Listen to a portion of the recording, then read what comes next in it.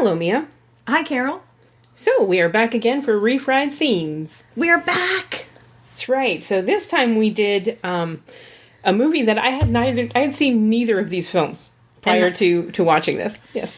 And I've seen both. So, but, it's been some time. We watched Get Carter, both the 1971 version and the 2000 version? Yeah, 2000. Yeah. Yep. So, we're going to start with Get Carter, 1971. All right, give us the rundown. Starring Michael Caine, directed by Mike Hodges, who directed one of my favorite cheesy movies of all time, Flash Gordon. Yes. Flash. Okay. So, Michael Caine stars as Jack Carter, I guess he's an enforcer. Kind of a low-level mob enforcer in Lancaster. Yeah, he's somebody that a mobster would use to get information out of somebody. You know, he would, find the person that has the information, torture them until they give up the information. Exactly. That's the kind of person Jack Carter is that we're... Right. He's not a pleasant fellow. And unfortunately for someone, his brother is dead, and he does not think it is the drunk driving accident that the police chalked it up to be. So he, against his boss's wishes, goes to London to find out who killed his brother. Now we're told... No, he's from London, and he goes back to the outskirts. Oh, I thought he was in... You're right. He's in London, right. And he goes to Lancaster. Yeah. So, yeah, because it's by the sea. So, so he's a London mobster, goes back home to Lancaster to find out who killed his brother. Right. Against his boss's wishes. He's currently having an affair with his boss's girlfriend, which we find out later on in a lovely phone sex scene. But he goes back for his brother's funeral, and there he meets his brother's daughter, Doreen, who I'm assuming is 16, 17 years old? She's late teens. She's approaching the age where a young female would go to university. Right. Which I think is around age 19. Okay. So she's in her late teens. Also meets up with Margaret, his brother's sometime mistress. She's not Doreen's mom. She's just this girl that he sees on the side. Right. And she's not a very pleasant woman. Obviously has a drug problem. Right. As do many of the people in this film. When Jack goes up to her to question her, it wasn't what I expected as, somebody's side piece. She was just more or less like a prostitute. Right. Yeah. Probably in it for the gifts. And then he goes to meet up with some of Frank's friends, including Keith. And I can't remember the second guy's name, but he basically starts an investigation to find out what happened to his brother.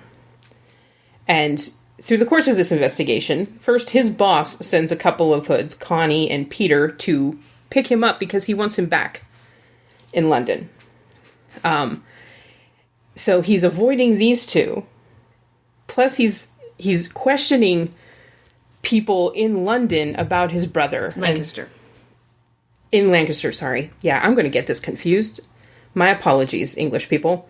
So he's asking all of these even smaller time crooks than the London that he's used to. These even smaller time crooks what happened to his brother. And he meets up with Eric Pace, who is the chauffeur for Cyril Kinnear, who is kind of the head mob boss in this area. Yeah. Is he the one? No, he's not the one that has the casino. Restaurant. No. That's Brumby. That's Brumby. Yeah. There's just lots and lots of gangsters. Was it that he did horse races or something? What did, Cyril basically, I think he does drugs. I think he's a drug dealer because he doesn't seem to have a job other than throwing parties at his house. They were playing poker in the scene that he's in, so I think my mind wants to correlate it to gambling in some way, but I don't know. Yeah, I think Cyril is strictly just a drug pusher. And Cyril has a girlfriend. Actually, I'm not even certain if that's his girlfriend or just his lady that he shops around to people, Glenda. I don't think he's interested in Glenda. I don't think he's interested in women. Right. So, but Glenda is kind of the house woman. Fluffer. Yes, the fluffer. So he gets involved with this crowd, and amongst this crowd is Brumby, who's this restaurateur who I think didn't... And he has a casino. He has a casino. I don't think he actually intended to get involved with all these people. I think it was just like he needed to borrow money, and this was an easy way to get money, and unfortunately, he borrowed it from the mob. Not a good idea. But Jack finds out that his brother was, in fact, killed. Yeah, his suspicions... Well, first of all, he won't take no for an answer. He won't accept any answer that... Right. That his brother just got drunk and drove. Yeah, he knows that his brother doesn't drink. He knows that his brother is not suicidal. So nothing is adding up for him. And he just continues to ask people. Until he gets the answers that he wants. Right. It got kind of confusing in this film as to who was attacking Jack at any moment, because I kept getting confused with Connie and Pete, who are the people from London trying to drag him back to London, and Thorpe and Eric Pace, who are the Lancaster hoodlums that are trying to just get him off the scent of Frank's death. I kept that in check as far as what their wardrobe... what they were wearing. Wardrobe, yeah.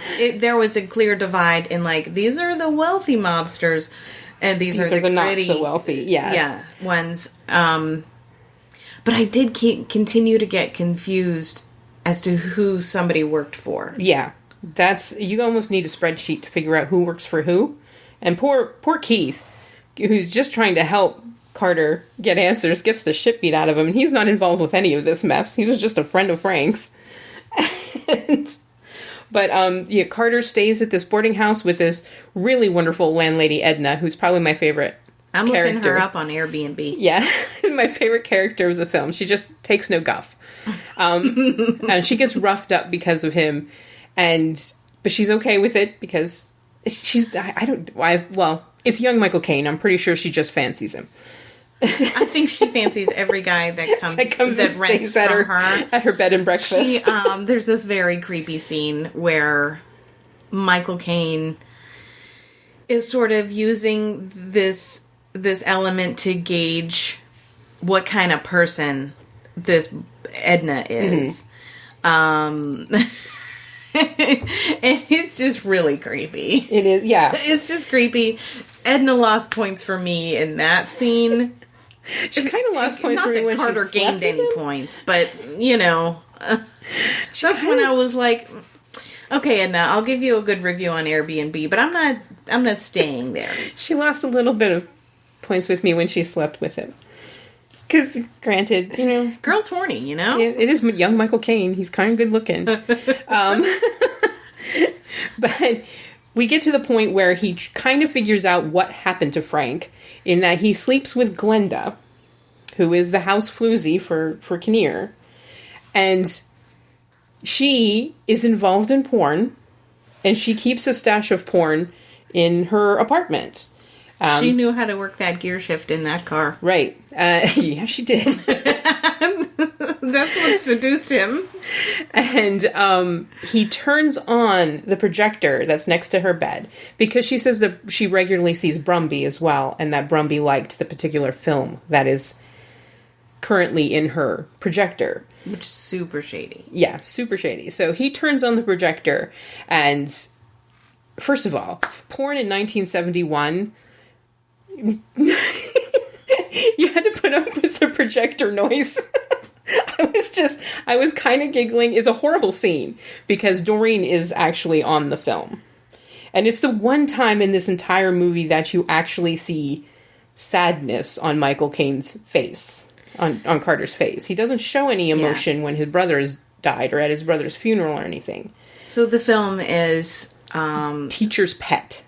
It's called Teacher's Pet. Glenda picks up Doreen or an unsuspecting teenage girl, coaxes her up, starts flirting with her. It gets physical, and then a guy it comes on the scene, and it just is non-consensual. Yes.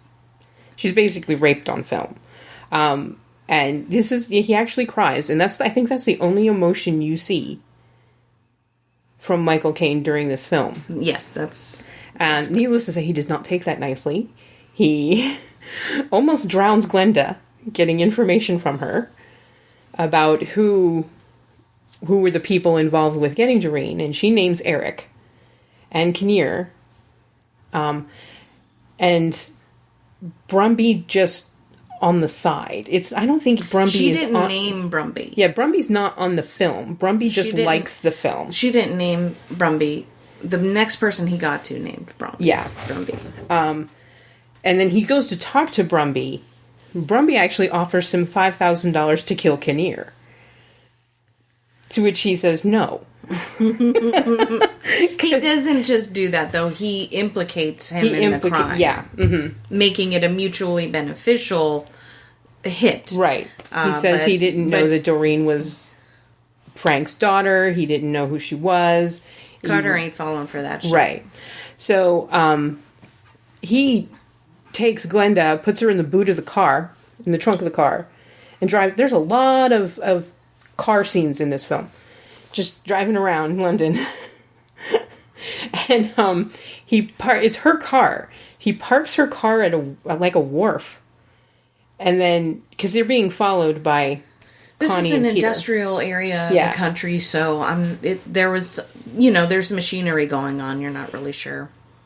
So he parks the car, and he just makes a run for it. Connie and Peter are chasing him, and they start shooting at him. He actually shoots Peter.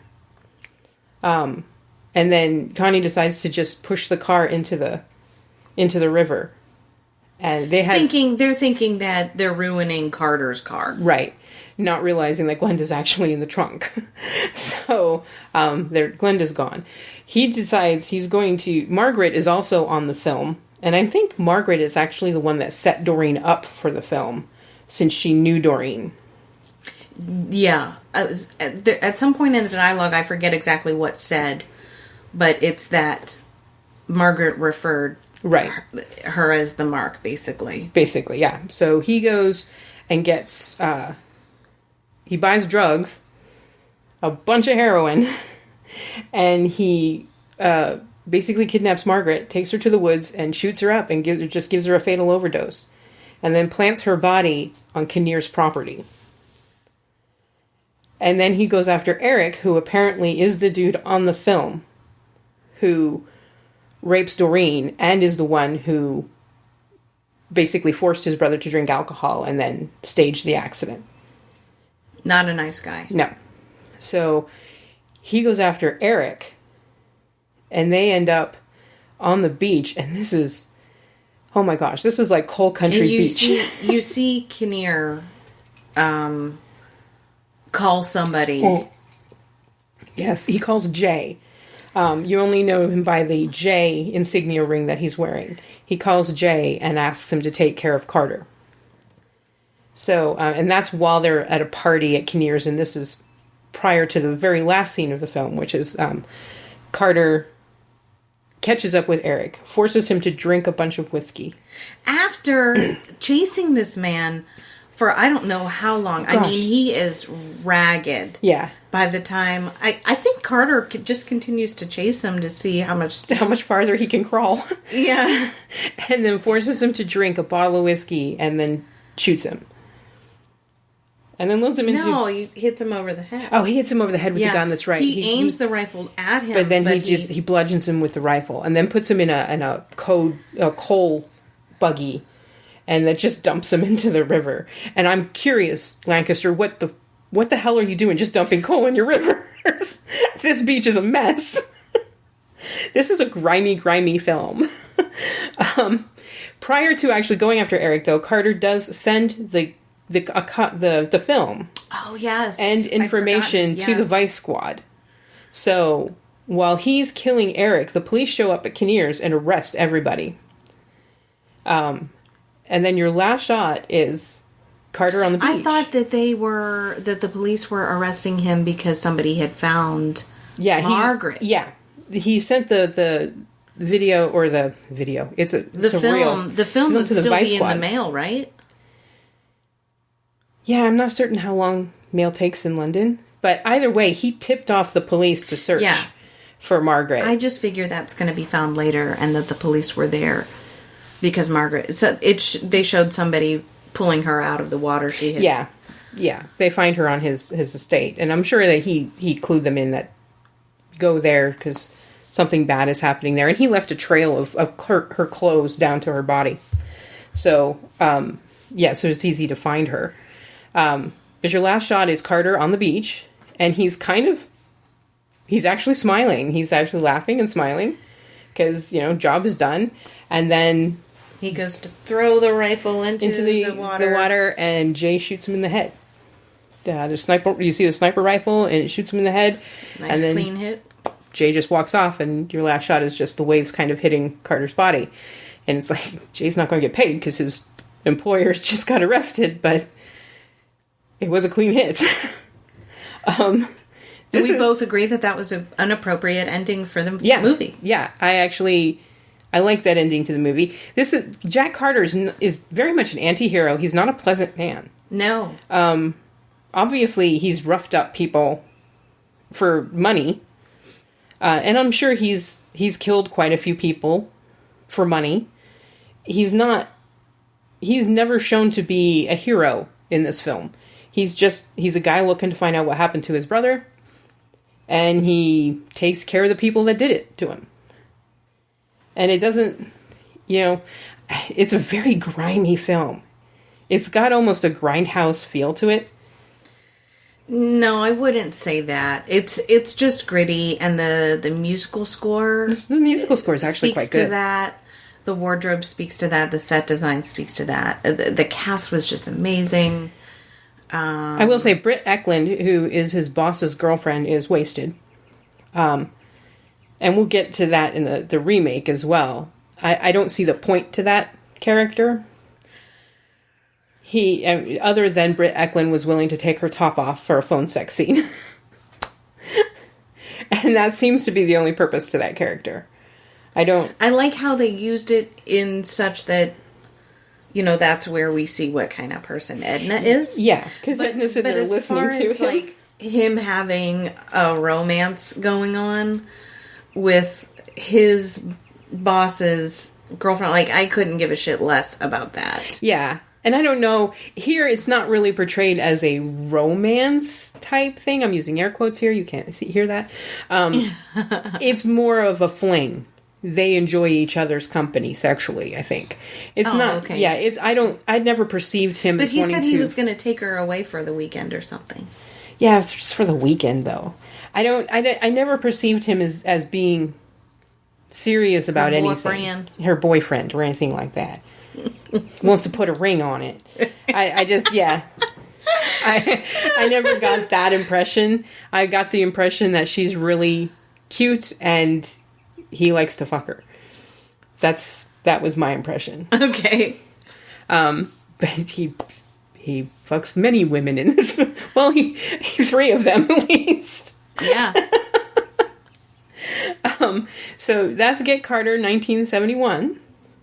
I liked it very much. So did I. It's not a film I would rewatch lots and lots of times because it is very gritty. My minor critique would be that relationship, air quotes, is extraneous. Yeah.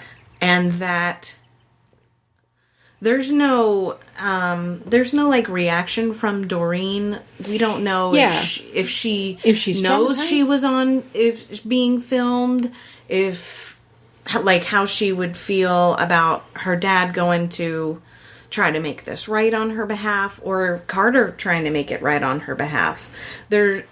I was missing something, and I don't think they needed to reorganize the structure so that it was about that, but I don't know. I was missing something from her. Yeah, Doreen seems she's not really fleshed out here.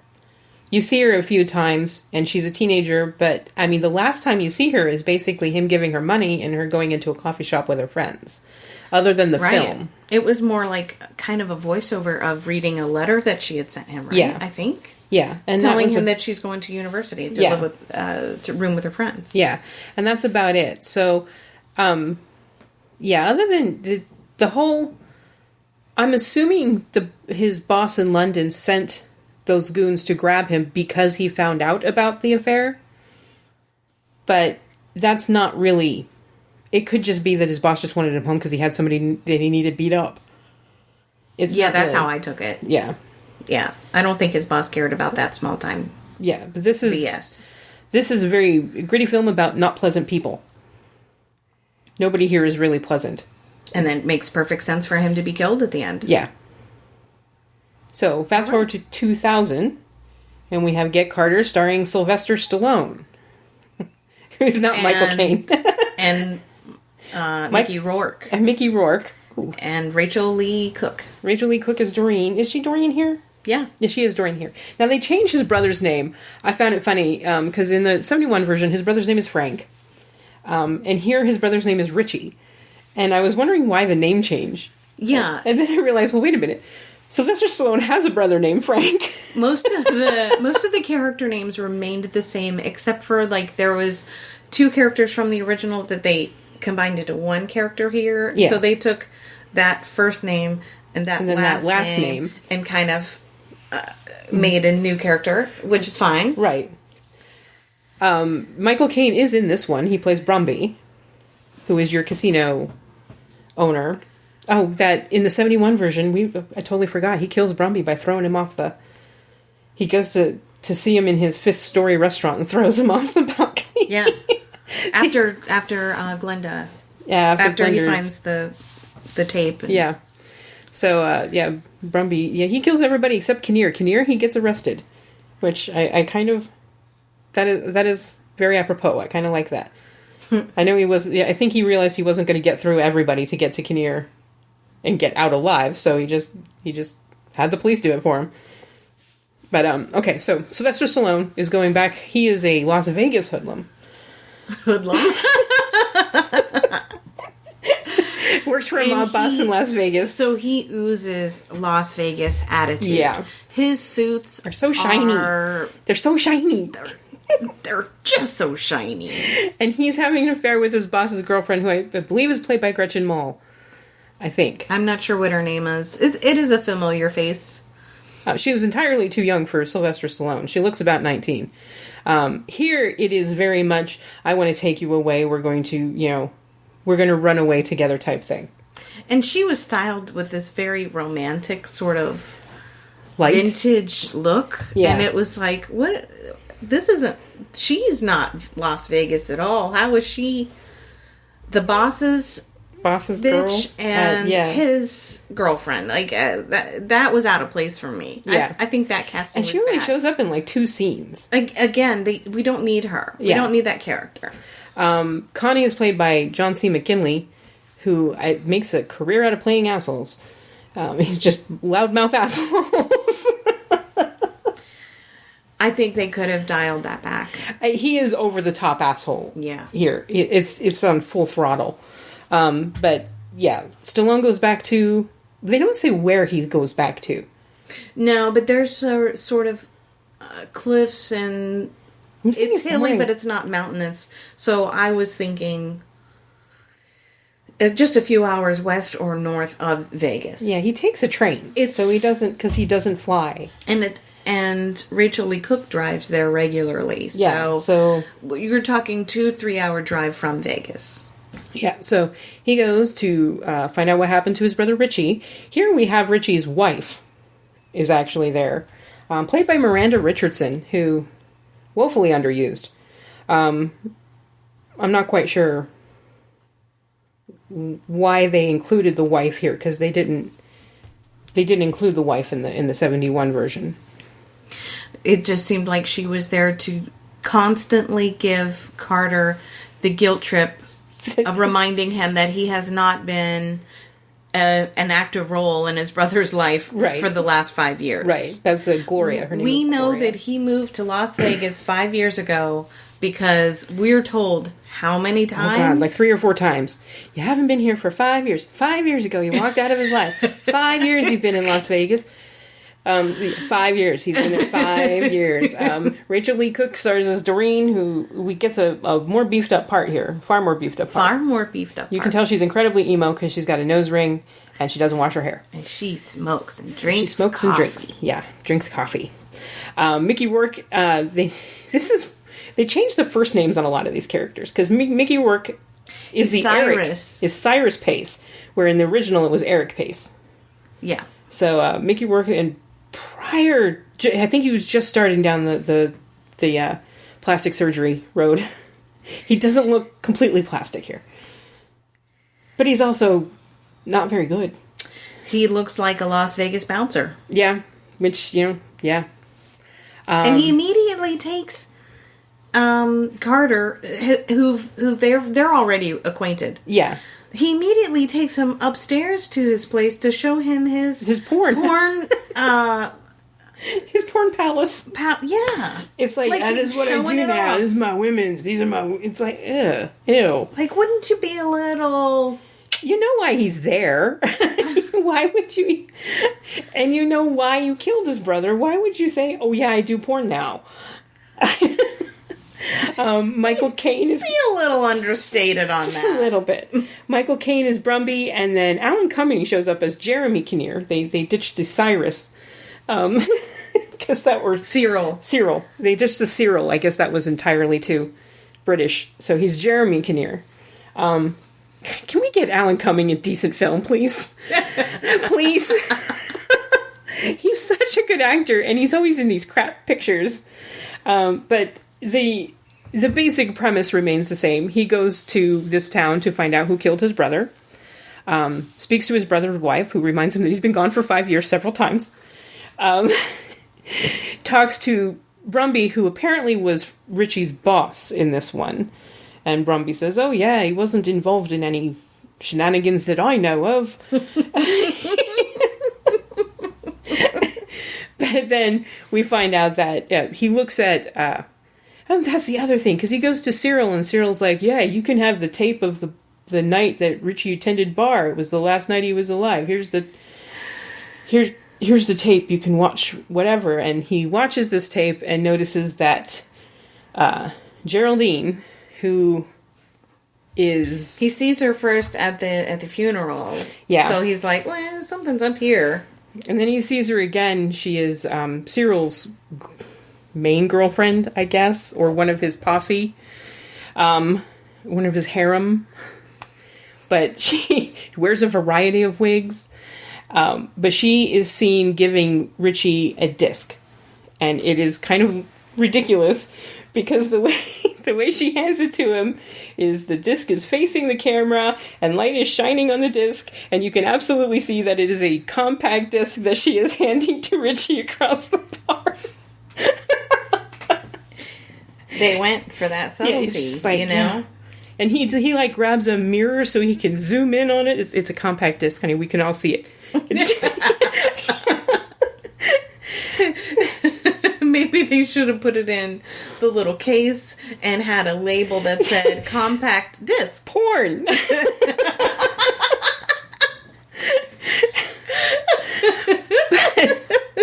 The disc she's giving him is the movie where they have basically raped Doreen. And there's a few other ladies. And a few other young girls as well. So it's not just Doreen. This is their shtick. This is what they do. They lure young girls in and then film them. So Geraldine was attempting to help. I don't even know why she gives Frank the disc. Other than to stir up trouble. It's never... Her motivation is just lacking completely here. Whose now? Geraldine's. Geraldine's? Well, yeah. I think she knows that she's going to bite it. Yeah. Somebody's going to get her. Somebody and I eventually think she's is just going to kill her. Okay, make this right. I might as well do one good thing. Yeah. So she gets Richie killed. By giving it.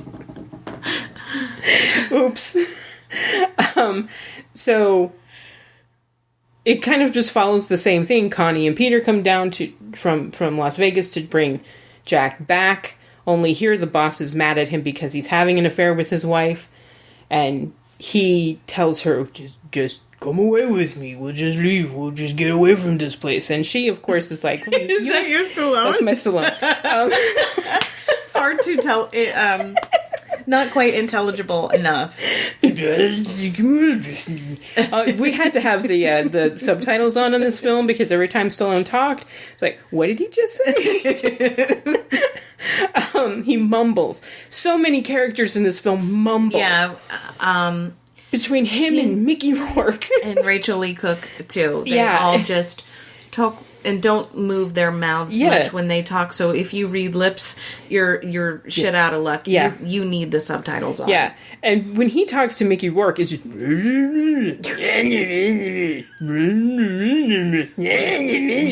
Jack. You Jack. That's it. Mickey Rourke. That's the entire conversation. So, he goes to find Geraldine, and apparently in this version, Cyril kills her by giving her a fatal overdose. Jack Carter is much nicer in this version. He's too nice to be a he's believable... a good guy, right. I don't believe him as a Las Vegas mobster. And no. Yeah, I just don't believe him. He's got the look, but he's entirely too nice. He does... I guess Connie and Peter die in the car crash. This is one of the biggest problems with this movie is there's it doesn't tell you what happened to these people. He gets into a car chase with Connie and Peter, who are the guys from Las Vegas, and they flip over and end up in a stairwell, and that's the last you see of them. It's like, did he just kill them? Or... There's some loose ends here. As far as... Well, really not loose ends. I'm not saying that right. It's just, if you were trying to do a body count in this movie, you really wouldn't be able to. There would be a range, because you're not quite sure. Did he finish them off, or did he just... Right. Did he just beat them up enough to where, they survive, but... And that goes all the way. He goes and confronts Cyril, and they get into a big... Because this is the big end scene here.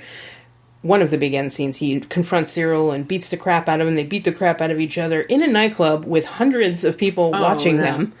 And then he puts a gun in his face, and then the scene just ends. Right. And I'm like, did he shoot him? Did he kill him? With all those witnesses? Because there's no... Because in the original Get Carter, shot everybody in an alley or threw them over... He's not... An edge to where it looked like they jumped. I mean... He's not leaving. Killing them in front of people. No. And then he confronts Kinnear, who is like this... I'm assuming this kind of Bill Gates tech guy. He's a multimillionaire. And he knows his way around the tech world. But more bratty, like... Yeah, he's just... Who's the Facebook guy? Jesse Eisenberg. He played him. You know what we're doing, audience. You know who we're talking about. Mr. Robot. But he confronts Kinnear, who is this bratty guy. He lets him live. Because Kinnear's like, I only told Pace to get the disc back. Which, to me, is like, you're a porn king. Why do you care about this disc so much? You have hundreds of discs in your Porn King palace. And then he confronts... So he kills Cyril, I guess, on the dance floor in his club. He lets Kinnear go, and then he confronts Brumby, who's trying to get the disc. And all the while, I'm like, who was... Oh! Well, Brumby was the one who I'm assuming set Richie up, or Doreen up. I'm not even certain what Brumby's motivation in this is. They beefed up Brumby's part a little bit because it's Michael Caine, and they had the original Carter in the film, so they had to give him a little bit more to do. And he's kind of, he plays innocent for a long time. Yeah. The better part of the movie. It's not until this compact disc. Yeah, shows up, and he's trying to steal the disc back, and that's when Carter actually follows through with something and shoots him in the back. And he does find the guy that's actually the one on the disc raping Doreen, and throws him off of his balcony. Yeah. But again, they use the music, some of the music stings from the first one, which I actually appreciate, and then they use some of the lines from the first one. Yeah. And I appreciated that, except when he kills the kid that's on the disc, this guy's like 22. And he's like, "What would you do if it was your daughter?" It's like, okay, that doesn't quite work in this version, because that guy obviously doesn't have a daughter. In the original, he says that to Brumby, who has a teenage daughter. Yeah, that one line they shouldn't have copied over. Yeah. But I did approve of the other lines that they carried over from the original. Yeah. So, I mean, they take two... And I have to say, the editing in this movie is horrendous. It's so bad. Between the jump cuts that go nowhere... I am certain there are scenes that are just out of order, because you have him driving to his hotel, jump cut, he's walking with Gloria, and they're talking about how he's been gone for 5 years. Jump cut, he's back at his hotel. Right. Like, did he turn around and drive to Gloria's and talk to her first? Yeah, and at one point he is on the phone with Doreen's mother saying, "I'll drop her off in the morning." And he never does that. So it was poor editing. Why didn't they edit out that little slice if they weren't going to splice it together that way? Right. Or just leave that line out. That's what I'm saying. I'll drive her back tomorrow at some point. But in the next morning, he's taking Doreen's car and he's driving all around. And I'm like, did you just leave her there? I mean, there's a scene with him and Doreen in a coffee shop where, when you do fade outs, fade out edits, it's like supposed to show that time has passed, but here they fade out like 3 times, but they're in the same bar drinking the same cup of coffee. Yeah, and it's kind of obnoxious how much Rachel Lee Cook goes to sip that cup of coffee. Yeah, it's just like the little tiny sip, because I believe because of the way they edited it, or they just told her as an actress they directed her to take a sip of that. It was off-putting. Yeah, and then but the point of that scene is that they're bonding more. Yeah, they're getting to know each other. Yeah, in both versions it's implied that Doreen might be his kid, because in both versions he apparently had an affair with her mother at least one time. Yeah, so it's more implied in the original that it's probably his kid, less implied in the remake. Of course, the biggest change is the end here, because it's Sylvester Stallone. He certainly can't get shot on a beach shot in the head on a beach. So he shoots Brumby and gets away with it. Yeah. We're supposed to believe that at this time in Las Vegas, in this particular parking garage, there's no security cameras. Right. Which, you guys... Yeah. Doubt it. Shoots a guy in the back. Maybe kills somebody on the dance floor. Maybe not. I don't know. Cyril might still be alive. Or Cyrus might still be... Cyril, Cyrus. Jesus Christ. These names. Cyrus might still be alive. Kinnear is still alive because he let him go. I mean, what's to stop Kinnear from going to the police and say, this crazy man from Las Vegas threatened to shoot me in the woods? Moreover, what's to stop him from... continuing to let girls get raped for his benefit? Yeah. I mean, this is a twerp. A little bratty little twerp the entire movie. Why would we believe that he would change unless there are consequences enforced on him? Like, and there is none. Absolutely none. He's not arrested at the end. Nothing happens to him at the end. No. He's left in the forest, and that's it. Maybe his eardrums are damaged a little bit that day.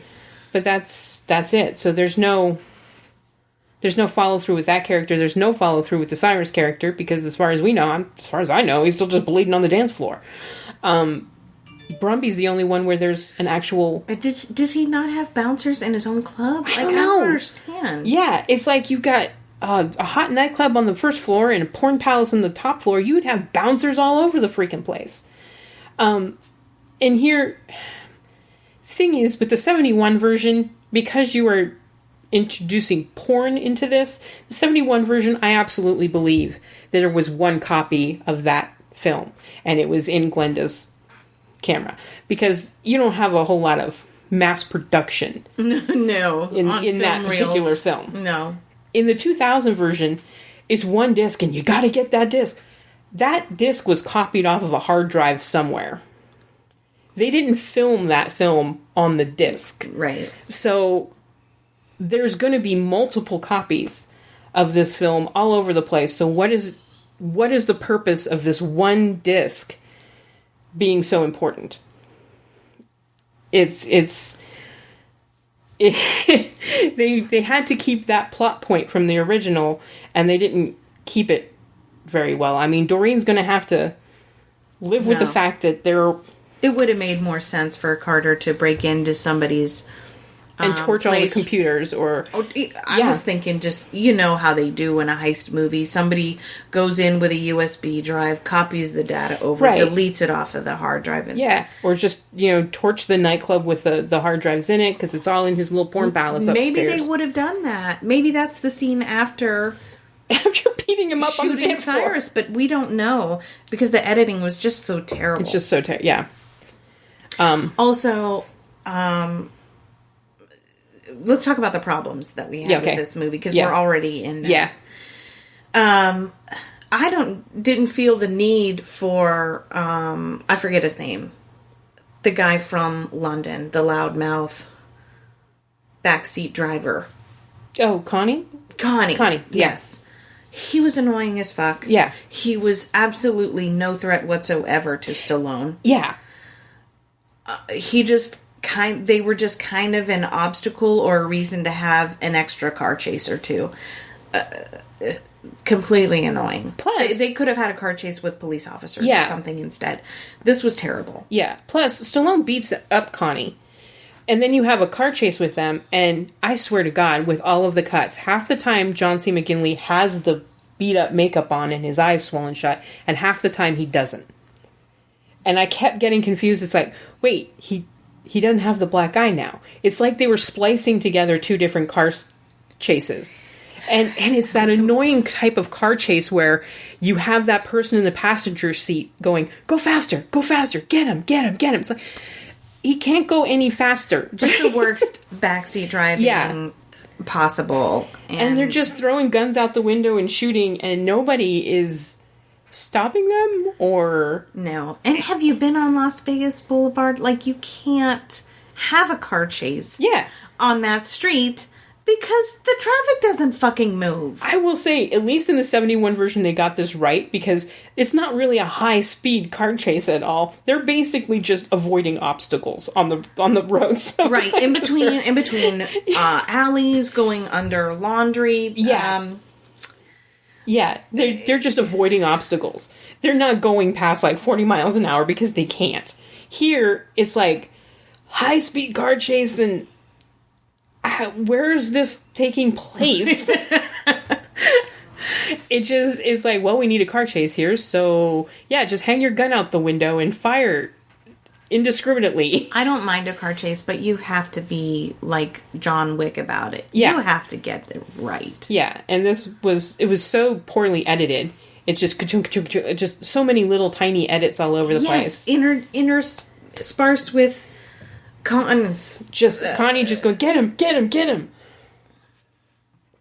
And then their car flips over and you don't see them ever again. Not an enjoyable experience for the viewer. No. So I didn't enjoy his character at all. You didn't like the editing. And neither of us thought that what's-her-face should have been in it. What's the girlfriend's name? Agnes, I don't even know. Agnes, something like that. Is it... It began with an A. I don't even know if she's actually named in Audrey. Audrey. And it was Gretchen Mol. Is it Audrey in the first one? Because I swear it was just because they had Britt Eklund and she was willing to take her top off. And that's why she was in this film. It's Anna in the first film. Okay. Film, Audrey in the second. It's just... that's a meaningless character to me. I don't know what the motivation was there. other than in the 2000 version, it shows that his boss is pissed at him because he found out about the affair. In the 71 version, I don't think the boss cares. The boss doesn't seem to care. No, but they do try to hide it from him. Yeah. They're making eyes, during some sort of scene, and when they have their phone sex, she says that she was talking to a girlfriend with her top off, because that's what you do. They were just exercising together over the phone. Anyway, so which one did you like better? Oh, I like the original. The original I would consider a film, and the second one I would consider a movie. Yeah. It existed on entertainment value alone, assuming you're the kind of person that likes car chases. But they did treat Doreen better. Better, yeah. And her arc. Yeah. Because she's actually affected by what happened. In the 71 version, you're not getting that she's affected much. Because you don't see her again. You don't actually see her. Once you find hear that her out, respond. No. So I do like the beefed up Doreen version, but I like the 71 version so much better. Yeah. And not because I'm not a Stallone fan. His type of mumbling just drives me batty. I don't mind Stallone. I don't even mind Mickey Rourke on occasion. On occasion. He's good in Sin City. Exactly. That's a perfect role for him. Yeah. But Rachel Lee Cook, I don't care for her. It's just, and his three mumblers just... Exactly. They're all just talking underwater. Who played her mother? Miranda Richardson. She's the only one that could speak clearly. And she's British. So are you kidding? She's absolutely... I'm a huge fan of Blackadder. And Miranda Richardson plays Queenie in Blackadder II. She plays Queen Elizabeth. And she is incredibly British. And I absolutely adore her. I think she actually has an Oscar for something. But she's highly underrated. I love Miranda Richardson. But she's wasted here. The scenes that she... Other than her constantly repeating 5 years. But, yeah, she was one of the few people who could... Her and Michael Caine. Yeah, we could understand them. We could understand them. The two Brits. Also, I wanted to say the makeup is terrible in this movie. Oh, yeah. How Doreen is styled is just... I just wanted to take those hair extensions and pull them right out of her hair.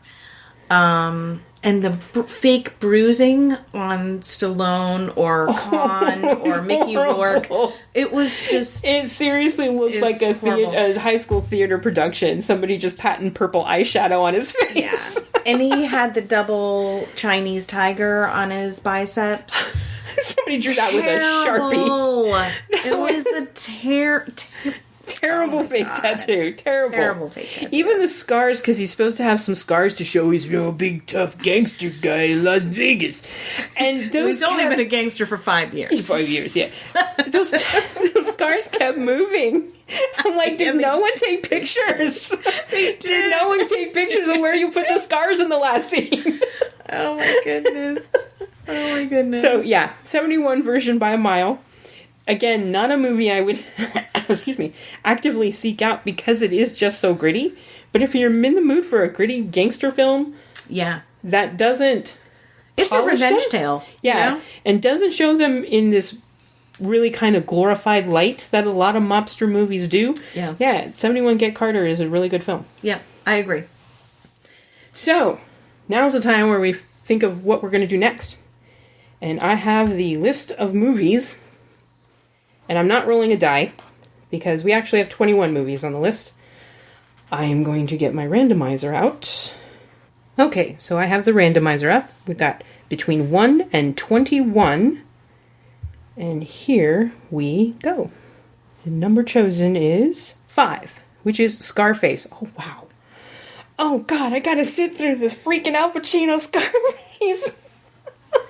You get to, Carol. You get to. Scarface. So we've got the 1930s version and the 1980s version. You know what? I did not realize that Scarface is a remake. Yeah. I did not realize that. So I've never seen the original with Paul Muni. I have seen the remake, but sort of in Speaking about pieces. glamorizing and making mobsters look cool, we'll be watching the Al Pacino Scarface, which does just that. Brian De Palma. Oh, wow. I love Brian De Palma. I'm pretty sure he did Scarface, but yeah, okay. Well, we'll talk about it next time. We'll talk about it next time. So, this is Carol. Bye, Carol. Bye, Mia.